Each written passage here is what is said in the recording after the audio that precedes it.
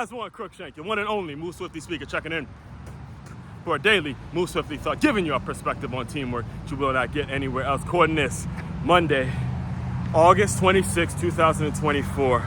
Game week, and I can't believe I'm actually saying this. Game week between my alma mater, 𝐵𝐾𝐒 High School in Olney, Maryland, versus Columbus High School in Miami, motherfucking Florida. Wow!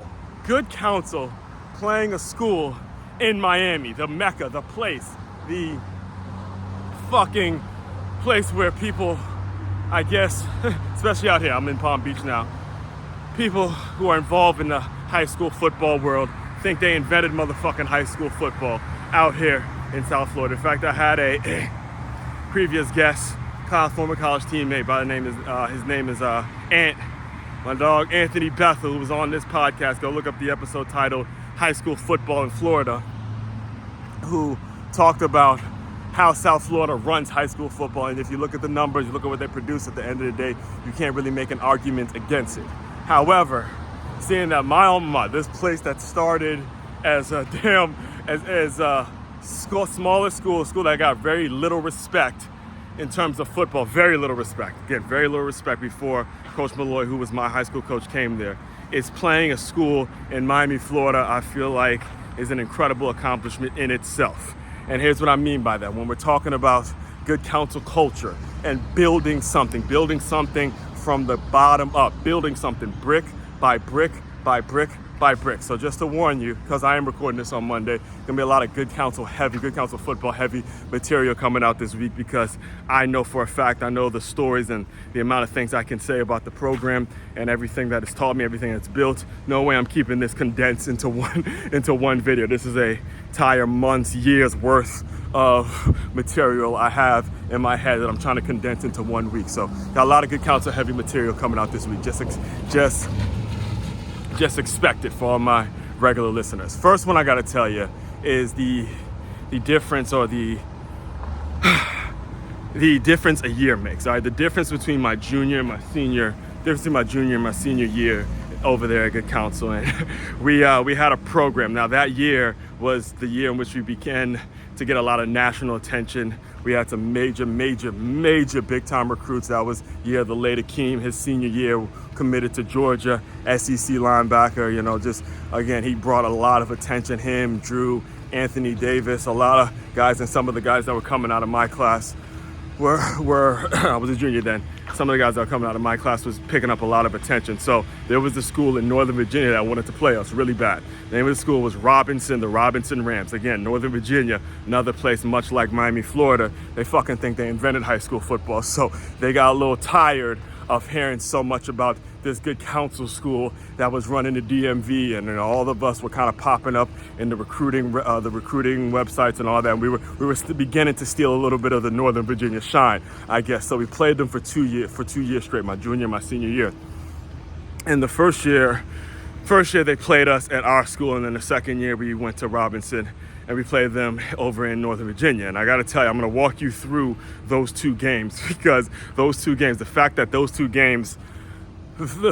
you know, playing a team or competing with a team in Northern Virginia was a big deal. Now that we're playing a school in Miami, it shows the growth, it shows the development, it shows what it means to build something brick by brick by brick by brick, right? So it's my junior year when Robinson first came to 𝐵𝐾𝐒 to play us. And, you know, before the games would start, we would have a walkthrough, just going over some of the plays, going over what's going on special teams wise, offensive wise, basically a walkthrough, and, you know, just getting everything set, make sure we were focused before the Friday night, right? So as we were walking back to the locker room from the walkthrough, we started to see the Robinson fans come in and kind of just get a hip to our stadium. Again, we didn't have a big field. It's a private school, so we didn't have a huge field. We didn't have away bleachers or anything like that. And I guess so Coach McFadden, who's widely known in the 𝐵𝐾𝐒 football world, 𝐵𝐾𝐒 football community, as the coach that had a lot of connections, was very aggressive when it comes to, you know, getting us recruited, getting us seen by college coaches and things like that. So as we're walking back to the locker room, what we as high school, we're high school boys at this point. So we're noticing, high school boys that go to a damn Catholic school where all the girls are wearing uniforms. So what we're noticing and what we're talking about as we're walking back to the locker is like, damn, they fired. Because we're looking at the Robinson players' girlfriends, they wearing their jeans, they just looking damn good, looking fucking good. Right? So we're kind of talking a little bit about that. And so I guess what happened was Coach McFadden kind of caught something that the Robinson fans said that was a little disrespectful, very disrespectful. I think it was something about the bleachers not being there, something like that. It was disrespectful. So here's what happened. Coach McFadden comes into the locker room, and as we're kind of gathering ourselves and talking about Robinson's girl and all that, he gathers us up, and he goes, and he repeats what was said that he took as disrespect. I don't know if that fan actually meant it as disrespect, but he took it as disrespect. He used it to motivate us, and he tells us the story, puts his head down, and he tells us the story, and he goes, let's show him what kind of fucking football we play. And then we got hype. You know, you had the Pastor Troy playing in the background, all that shit. So what happened that night is they won the game. They beat our ass. And I mean, when I tell you, I still feel that loss to this day because it was a lot of hype around it. That game actually was picked up by a local news station. So they played the full game live. And I'll never forget the feeling of losing that one because there was this D tackle on Robinson who was on our sideline at the end of the game. I mean, just sticking it up our ass, sticking it, woofing up the crowd on our bench, fat defensive lineman, just absolutely sticking it up our ass. And I felt it. I still feel it to this day, right? So, yeah, it was a 2-year contract with them, And the next year my senior year, we had to go to Northern Virginia and play them, right? And we get there, and this was probably one of the signature wins. And if you look up the history of wins when it comes to Good Counsel football history, this one is probably one of the signature wins that never really made national attention. But it was a great win because we go to Northern Virginia.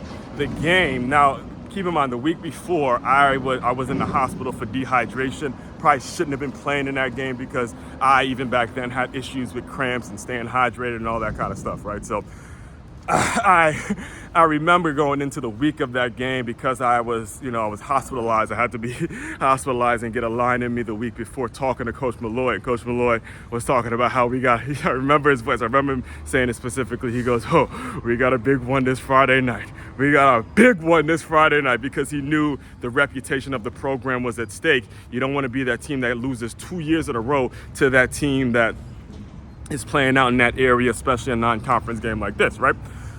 So we get to Robinson that Friday night, and we get the Friday night. You know, the game is played Friday night on Robinson Field. An incredible atmosphere. This is Northern Virginia football. They have a great stadium. You know, the scoreboard, it didn't have the Jumbotron yet, but it was definitely for that time. This is 2007, 2006 going into 27, fall of 2006 going into 2007.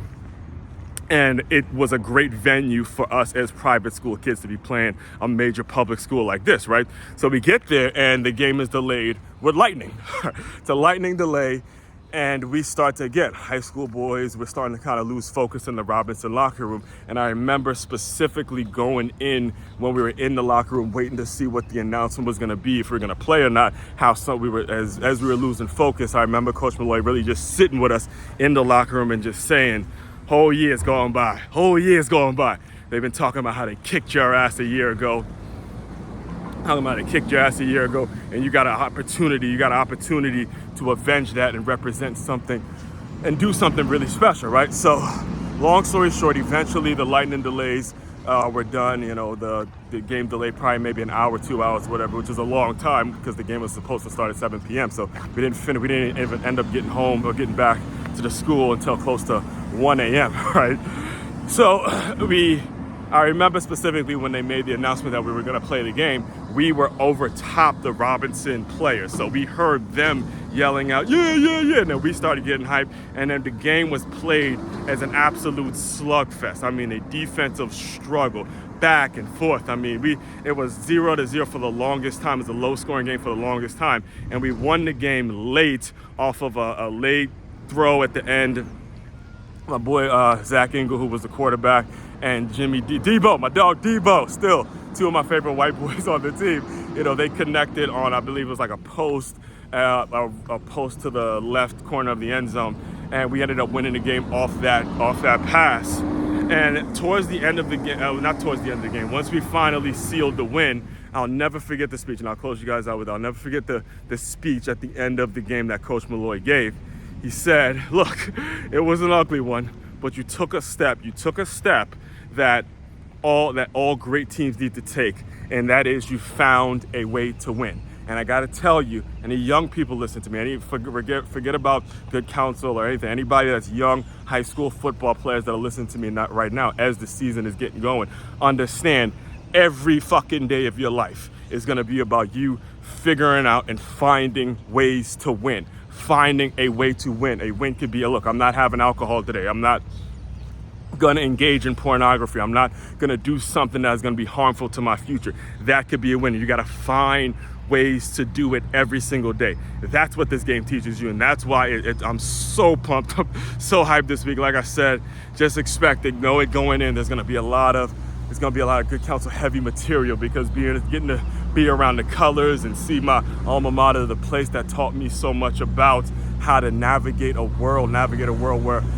there's a knee-jerk reaction when it comes to me, to always just kind of being hesitant, is used to being rejected, was again shy, reserved kid, and it helped me develop the leadership qualities that exist in me to this very day. So expect it. I'm hyped, man. I'm excited that football is back, and I'm more excited that I get to be in South Florida and go see my alma mater live. So all that being said, main website to check out to dive deeper into all my work, to makeyourmove.com. That's MakeYamove.com. One-stop shop for all your teamwork and your self-development needs. Aswand, Cruickshank, your one and only Move Swiftly speaker checking out. You guys continue to move swiftly. We will talk more soon.